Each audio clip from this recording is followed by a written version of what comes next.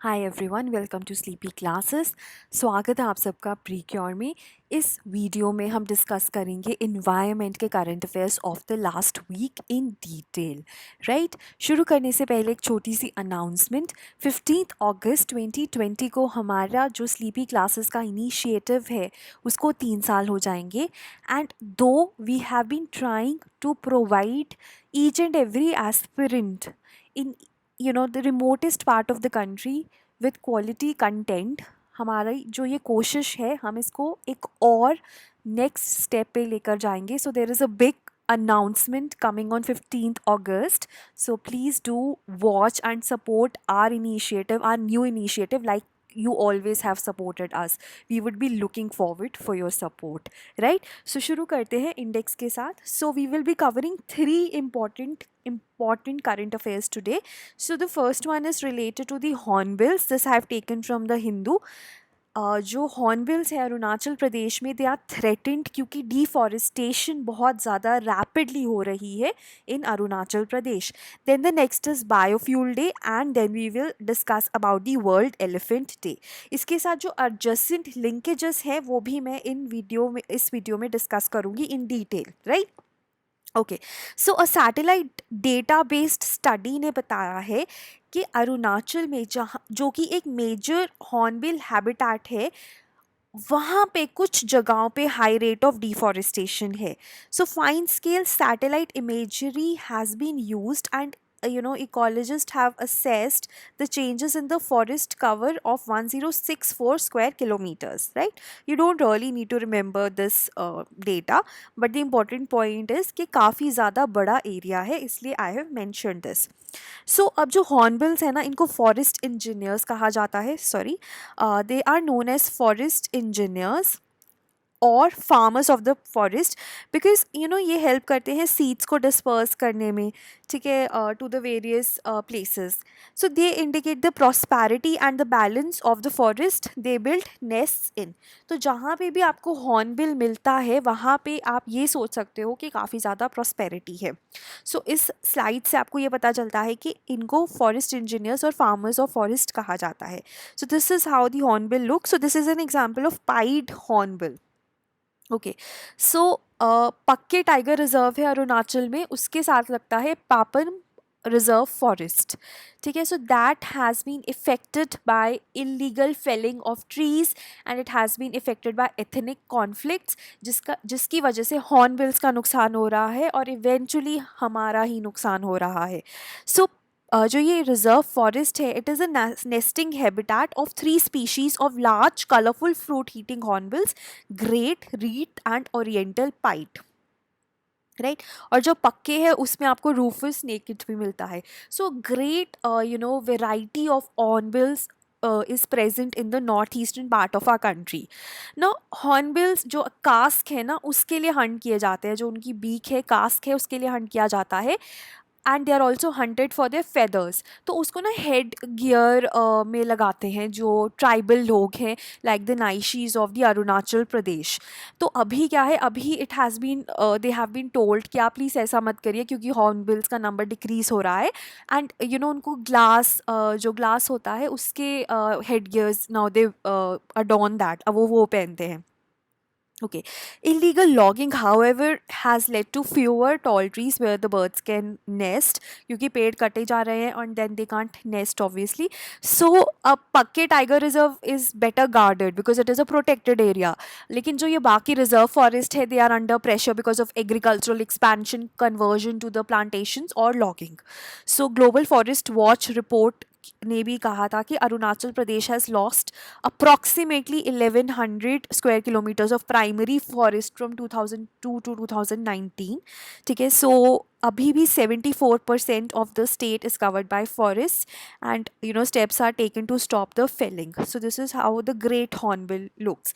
तो अगर हम ग्रेट हॉर्नबिल के बारे में बात करें, so great hornbill is the state bird of Arunachal and Kerala. हमारे देश में जहाँ पे भी आप लगा लीजिए बायोडाइवर्सिटी हॉटस्पॉट्स है, फॉर एग्जाम्पल वेस्टर्न घाट्स वहाँ पे केरला और नॉर्थ ईस्ट में अरुणाचल, दोनों का ये स्टेट बर्ड है। Hornbill festival is celebrated in Nagaland. It is a cultural festival, it is a tribal cultural festival.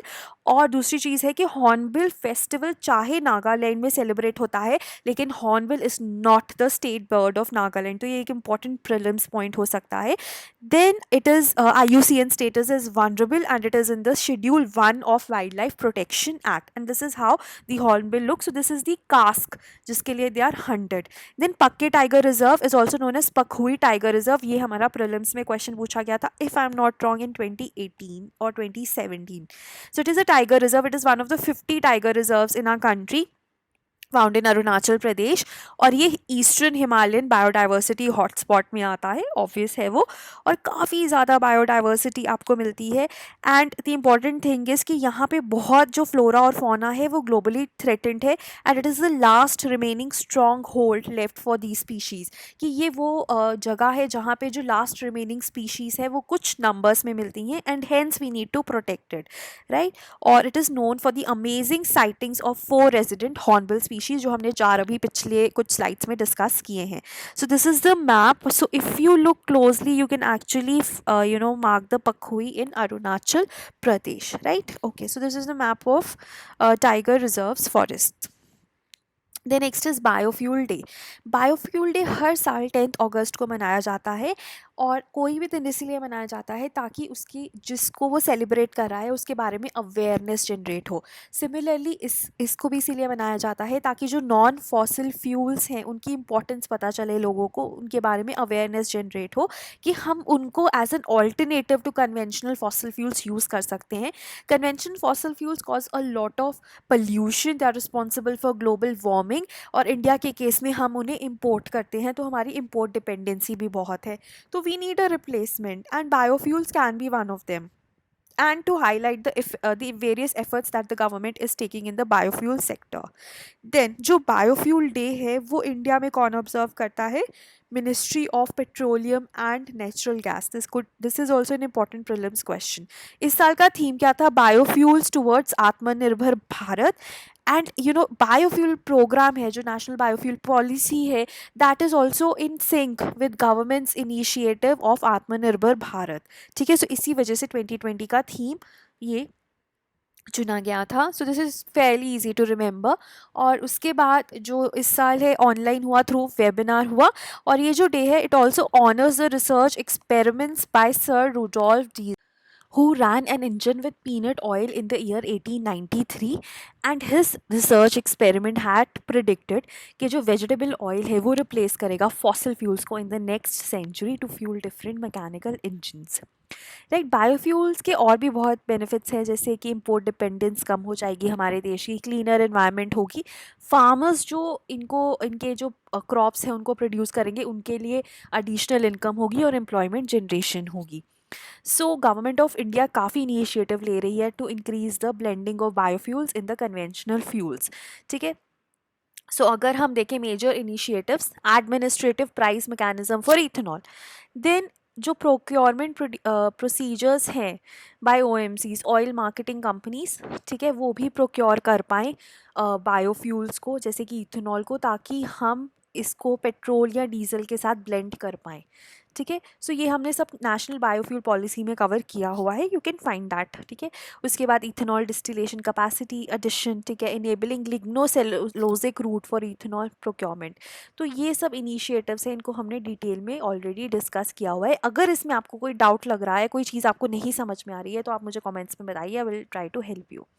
Then last is the world elephant day. ये हर साल 12 अगस्त को मनाया जाता है, again to spread the awareness for the conservation and protection of largest mammal on land, क्योंकि sea में हमारे पास वेल है। ये 2012 में लॉन्च हुआ था to bring the attention to the urgent plight of Asian and African elephants. Now we all know that कभी दुनिया में like 100 साल 150 साल पहले तक millions of elephants थे, और अभी कुछ हज़ार रह गए हैं। So on the eve of World Elephant Day, a beta version of the national portal on human elephant conflict called Suraksha was launched, a document on the best practices for human for ensuring human elephant को existence was launched, ठीक है।